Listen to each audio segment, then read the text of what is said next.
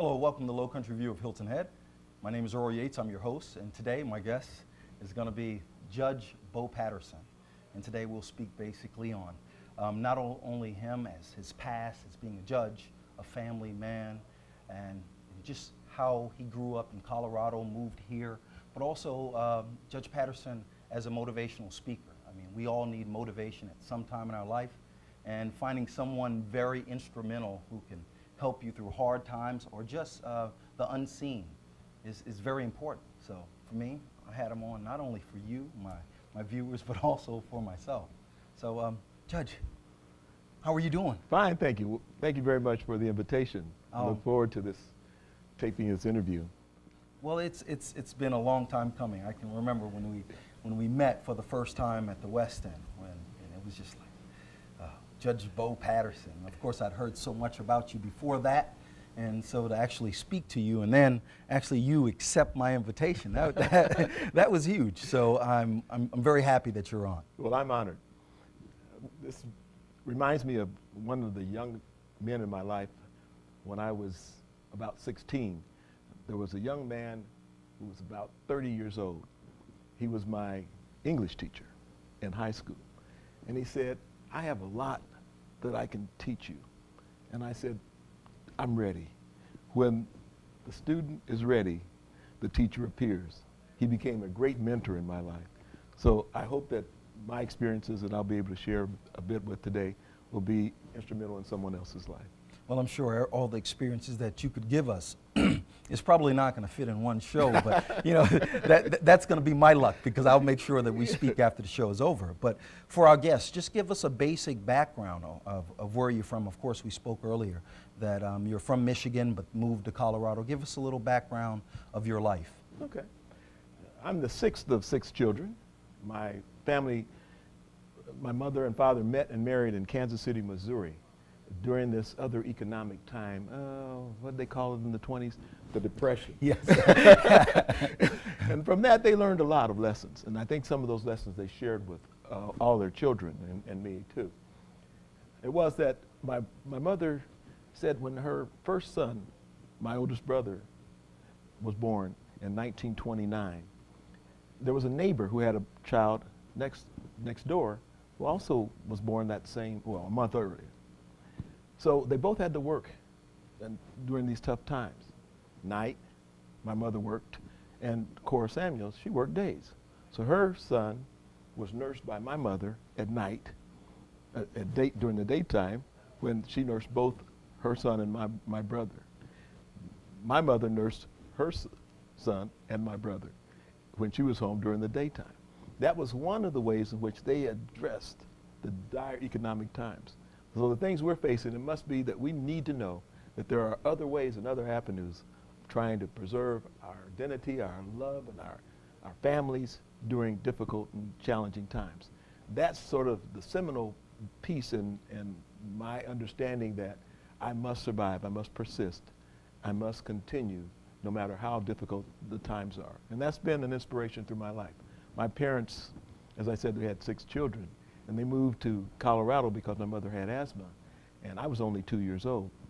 So we were in the neighborhood it was called the 5 Points neighborhood, African-American, predominantly African-American community, but it was a real high cultural center.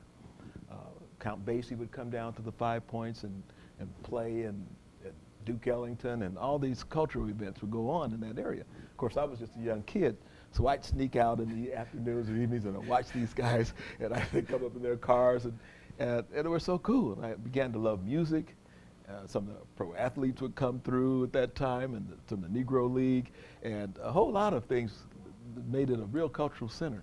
So I grew up feeling like there was a great, rich culture which I was a part of.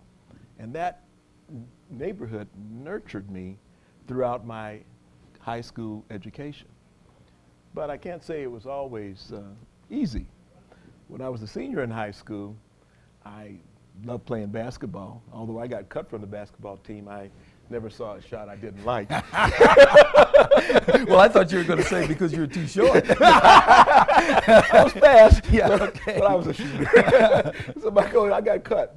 But in our senior year, we were having a tough game, and I was one of the a member of the audience then. And we lost that game by 1 point to our big rival. And everybody was leaving the stadium, and everybody was upset, and so was I. And so the folks from the other high school coming by, we're number one, we're number one. He put his finger in my face, and I hit him. He hit the floor. All the students jumped in. It was a big melee. Can you imagine this down at the downtown arena, a melee? So a couple of the teachers recognized me, and the next morning I'm in class, and I'll forget it, I'm a senior in high school. Patterson, come to Dean Peterson's office. Go. I swallowed because I knew what that meant. I knew that I had to go down and see the dean. He asked me one question. He said, who else was involved? Because I'd been a pretty good student, and he didn't suspect that I was the leader of this. I said, I'm responsible, there's no one else. He said, well, if that's the attitude you're going to take, you're not going to tell on the others, then you're suspended for school for 3 days. So I had to go down to my locker and then walk home and tell my parents. So this was just at the end of the first semester. So I missed a couple of my final exams. That meant that my last semester, my senior year, I was at risk for graduating from high school. So I got back to the second semester, and the college guidance counselor at school said, you know you're not going to get a college offer because you have this suspension on your academic record. You're not college material. You should think about being a fry cook or maybe a porter on a train. Those are the job opportunities I think you're going to have.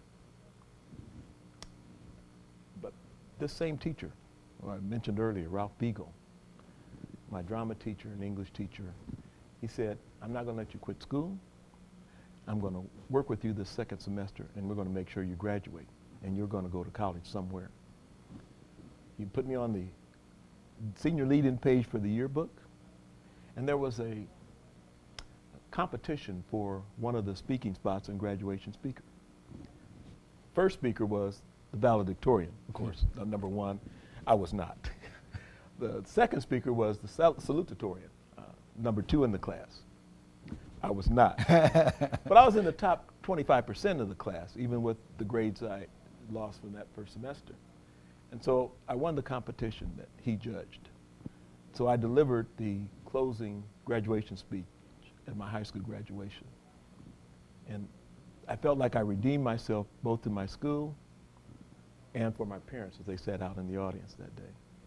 So you can overcome and achieve things in your life despite some negative things that have happened to you. So would you say, I mean, of course we look at the accolades that you have now. You're a motivational speaker, you know, you were a judge in Colorado.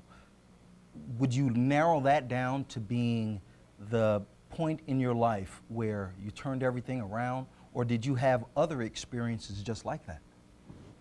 Yes and yes. Those were that was a very seminal point in my life that I think made the difference, that gave me the persistence to continue on. But then I had to face the fact that I couldn't get into college. So I went to a junior college because Colorado had a junior college. I went to Northeastern Junior College. Again, tried to play basketball, got cut. Yes. But Coach Roy Edwards said, you know, your grades are good, so I want you to help tutor some of my athletes here. Wow. So I tutored some of the basketball players that I couldn't play with. And getting a junior college education, Associates for Arts, got me into the undergrad. And while I was in undergrad, the student leadership roles came available. I'm involved in student leadership, and people start mentioning law school to me. One of the professors there had a law degree and suggested I consider going to law school.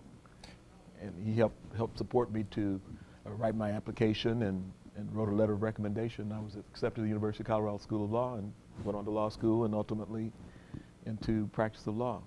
Well, see, and it's so amazing to see that all of this is happening in such a short period of time that we've been on here. So aside with me also bringing you back on the show, so all of the viewers can understand, I mean, because that in itself shows the possibilities of someone being motivated by you, of course, that story alone. So I'm definitely going to bring you back on the show so you can have more motivational speeches for so many people, because this is not the Great Depression, but we do have our problems at this time. So, Judge Patterson, thank you very much for your time. Thank you for your story. Thank you very much. And please allow me to have some of your time off the camera. Well, this has been the first part of Lowcountry View, and of course my guest has been Judge Beau Patterson.